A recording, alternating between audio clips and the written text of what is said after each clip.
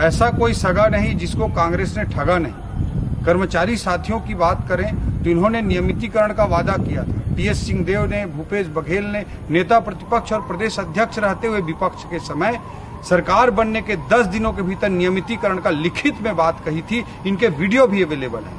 लेकिन आज टीएस सिंहदेव जी बयान दे रहे हैं कि संविदा कर्मचारियों को नियमितीकरण करने में मुश्किलें हैं। दूसरी ओर इनके दूसरे मंत्री रविंद्र चौबे जी कह रहे हैं कि कैबिनेट में हम चर्चा कर रहे हैं।